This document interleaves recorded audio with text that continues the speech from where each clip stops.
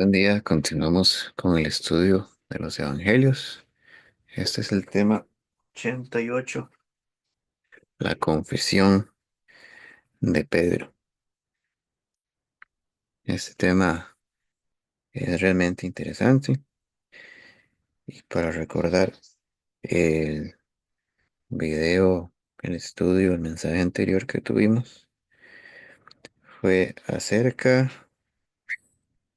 de un ciego sanado en Bethsaida. Y ahora el mensaje es un poco distinto, pero siempre tienen elementos en común muy importantes. Para empezar, vamos a leer acá en Mateo capítulo 16, versículos del 13 al 14, donde dicen lo siguiente: Viniendo Jesús a la región de Cesarea de Filipo, preguntó a sus discípulos diciendo, ¿quién de los hombres, quién dicen los hombres, perdón, que es el Hijo del Hombre? ¿Quién dicen los hombres que es el Hijo del Hombre? Ellos dijeron, unos Juan el Bautista, otros Elías y otros Jeremías o alguno de los profetas. Bien, vamos a detenernos un momento acá para mencionar unos detalles. Para empezar, nos habla acerca del lugar. Dice que Jesús vino a una región llamada Cesarea de Filipo. ¿Y qué nos dicen los datos del contexto acerca de este lugar? Se nos dice que es una región que estaba en el norte de Israel y cerca de la frontera con que sería Líbano y Siria. Y esta ciudad era un centro de culto pagano de un choque de diferentes culturas. Entonces, debido a esto, la pregunta que hace Jesús tiene, por decirlo así, aún más peso porque era un lugar donde no se honraba exactamente al Señor, se honraba a diferentes dioses, cometían diferentes prácticas y no era un lugar apartado, dedicado para el Señor, era un lugar donde se mezclaban muchas culturas y muchas situaciones diferentes.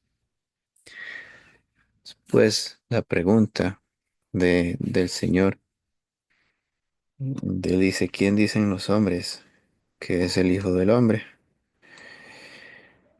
Respecto a esto, el Señor primero hace esta pregunta acerca de, bueno, ¿qué opinión tienen las personas acerca de mí? ¿Qué han escuchado? Le pregunta a los discípulos. Y ellos dicen que unos dicen que fue Juan el Bautista, ¿verdad? Entonces se pensaba que Juan el Bautista había resucitado. Esta es una de las razones de por qué mencionan que Jesús era Juan el Bautista, porque las personas tenían esta creencia, porque en Mateo, en el capítulo 14, versículos del 1 al 2, Herodes el tetrarca tiene cierta sospecha de que Juan el Bautista había resucitado y confunde a Jesús con Juan el Bautista. Por eso se volvió algo como presente en la idea popular de las personas de que Jesús podría ser Juan el Bautista resucitado. Y otros pensaban que Jesús era Elías, ¿verdad? Porque la palabra dice en Malaquías capítulo 4 versículo 5 dice como que antes de que el Señor Jesús regrese, Elías iba a volver a la tierra de cierta forma. Entonces también existía esa sospecha. Y en el caso de Jeremías, no hay algún pasaje bíblico que nos mencione de dónde nace esta sospecha, pero al parecer, según la tradición judía, hay algo similar, de que se mencionaba que podía volver de alguna forma, entonces las personas confundían a Jesús con estos profetas de la palabra también. Y claramente, pues también había personas que no consideraban a Jesús como ningún tipo de profeta y que le rechazaban como vemos que siempre ha ocurrido, pero también hay personas que escuchan a su llamado. Entonces, posteriormente viene la otra pregunta que hace el Señor y es, ¿quién decís que soy yo? O sea, ¿quién piensan ustedes que soy yo? Y para continuar con la lectura, dice, respondiendo Simón Pedro dijo, tú eres el Cristo, el Hijo del Dios viviente. Bueno, de esta diapositiva no hay demasiado que comentar, es muy claro lo que dice, lo que tiene en su mensaje, en su contexto, pero la pregunta que hace Jesús creo que siempre es una pregunta que nosotros tenemos que hacernos, que tenemos que meditar, porque cuando el Señor nos pregunta quién es Él para nosotros, qué opinión tenemos nosotros acerca de Él. Esto es bien importante porque también sabemos, sabemos la respuesta. Por ejemplo, podríamos responder similar a Pedro diciendo que Él es el Cristo, que Él es el Hijo de Dios, que Él es el Salvador. Podemos decirlo, pero que nuestra vida sea coherente, que nuestra vida vaya de verdad con esa creencia hasta el final, que no nos quedemos como mentirosos al decir que creemos que Él es el Cristo y ponemos nuestra esperanza y ponemos nuestro gozo y ponemos nuestra vida en otras personas, en otras cosas. Si no lo honramos a Él como nuestro Salvador, como el Hijo de Dios, entonces en realidad no, nuestra opinión sobre Jesús es una para cuando nos preguntan otras personas, pero cuando día a día el Señor y por medio del Espíritu Santo nos inquieta acerca de saber quién es Él para nosotros, eso es lo importante, eso es importante que nuestra respuesta no solamente sea correcta en palabras, sino también sea correcta en acciones, que se demuestre que nosotros en realidad creemos que Cristo es el Salvador, que Cristo es el ungido de Dios, que, que Él es nuestro Señor y Salvador. Eso es lo importante. ¿Qué, qué decimos y cómo actuamos respecto a eso? ¿En qué estamos creyendo en realidad? Esa es la pregunta de fondo en esto. Y entonces Pedro hace esta confesión. Dice, tú eres el Cristo, el Hijo del Dios viviente, la mejor respuesta que pudo haber dado. Y vemos que el Señor responde de la siguiente manera. Entonces le respondió Jesús, bienaventurado eres, Simón, hijo de Jonás, porque no te lo reveló carne ni sangre, sino mi Padre que está en los cielos. Entonces aquí Jesús le dice a Pedro que es muy bendecido, que es bienaventurado, porque esto no se lo reveló carne ni sangre, no fue una idea propia de su mente, de su imaginación, sino que fue una revelación, una guía que le dio el Señor, que le dio el Padre. Y esto, pues, es importante saber que el Señor quiso, quiso hacer que Pedro pudiera entender quién era Jesús y dar esta respuesta de forma correcta, porque en base a esa confesión, a eso que el Señor puso en el corazón de Pedro, es que viene algo muy importante para la iglesia y hasta el día de hoy, que viene a ser importante, que es lo que vamos a ver a continuación. Pero en cuanto a esos pasajes, resaltamos que fue el mismo Dios que pudo iluminar a Pedro para hablar de esta forma, para hablar con esta claridad. Y después dice, y yo también te digo que tú eres Pedro, y sobre esta roca edificaré mi iglesia y las puertas del Hades no prevalecerán contra ella. Bueno, aquí, cuando Jesús le responde a Pedro, tenemos que comentar diferentes puntos que se prestan para confusión y que tenemos que tratar con cuidado. Para empezar, le dice, yo digo que tú eres Pedro. Y el nombre de Pedro, su, en su idioma original, significa algo así como roca, como piedra pequeña. No significa exactamente roca, pero es algo similar.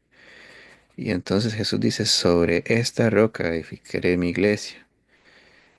Importante que hay diferentes interpretaciones de esto, pero en base a lo que he estado estudiando y humildemente considero que, que el Señor me ha guiado a interpretar de esta forma y que no solamente yo lo he interpretado así, sino que otros hermanos y hermanas en la fe lo han interpretado así a lo largo del tiempo, es lo siguiente. Cuando Jesús responde, y tú eres Pedro, y sobre esta roca edificaré mi iglesia, se está refiriendo no exactamente a Pedro, no exactamente a que Pedro es la roca sobre la que se edifica la iglesia. Cristo es la roca sobre la que se edifica la iglesia. Cristo es el fundamento, Cristo es la piedra angular. Cristo es, es ese fundamento, es esa base. Pero cuando el Señor dice sobre esta roca edificaré mi iglesia, se está refiriendo a la confesión de Pedro. La iglesia se fundamenta, se basa en en que las personas crean en Jesucristo como su Señor y Salvador, como Cristo como el Hijo del Dios viviente, en Jesús como el Cristo, el Hijo del Dios viviente. En eso se fundamenta la iglesia. La iglesia no es iglesia si no cree en la identidad de Jesús, así como la explicó Pedro de esta manera, así como lo confesó Pedro y así como Cristo el Señor lo demostró. En eso se fundamenta la iglesia. Y donde dice las puertas del Hades no prevalecerán contra ella, se está refiriendo de nuevo a la iglesia, en que a pesar de que la iglesia ha sufrido y sufre persecución, el Señor está con su iglesia y por eso no puede ser derrotada, no puede ser eliminada por las fuerzas del enemigo. Continuamos con esos pasajes, los del 19 al 20, donde dicen, y a ti te daré las llaves del reino de los cielos, y todo lo que atares en la tierra será atado en los cielos, y todo lo que desatares en la tierra será desatado en los cielos. Entonces mandó a sus discípulos que a nadie dijesen que él era Jesús el Cristo. Aquí de nuevo hay un tema que es para interpretación de muchas personas, de cómo ellos a veces se busca torcer lo que dice la palabra, pero para dar un contexto, lo más intentando buscar la verdad, intentando agradar al Señor, vemos que cuando aquí Jesús dice, a ti te daré las llaves del reino de los cielos, esta primera parte, ¿qué significa que le da las llaves del reino de los cielos? Bueno, la misma escritura nos dice que la fe viene por el oír la palabra de Dios, dice la palabra en Romanos. También nos dice que Jesús ha comisionado a la iglesia, a sus discípulos, a predicar el Evangelio, y las personas creen al escuchar el mensaje del Evangelio, cuando lo escuchan y después, con la ayuda de Dios, deciden creer en su corazón que necesitan la salvación de Jesús y vienen a Jesús en arrepentimiento y con fe. Entonces, la salvación, para que la salvación se dé, en cierta manera, porque el Señor puede salvar como Él quiere, pero en cierta forma Él le ordenó y Él estableció a la iglesia como ese grupo, como esas personas que van a ir y van a predicar la palabra. Y conforme ellos predican la palabra, conforme nosotros predicamos la palabra, entonces las personas al escuchar ese mensaje pueden reaccionar a ese mensaje. Y en esa reacción es que ellos pueden tomar una decisión por reconocer y por vivir con Cristo como el Señor de sus vidas. Pero si la iglesia no, no sale, si la iglesia no habla, si la iglesia se queda callada, por así decirlo, se vuelve más complicado, más tedioso y se vuelve en algo que sigue sucediendo aún. El Señor no depende de nosotros, pero se vuelve más complejo y se vuelve en una manera que no es el orden, no es el orden como tienen que suceder las cosas. Si la iglesia no evangeliza, indirectamente está cerrando las puertas del reino de los cielos a muchas personas, porque si no escuchan el mensaje, si las personas no saben acerca de Jesús, pues viven su vida como quieren y no se arrepienten o lo buscan y no tienen una dirección, aunque quieran acercarse a Dios, no tienen una dirección, no saben a dónde ir, no saben cómo crecer.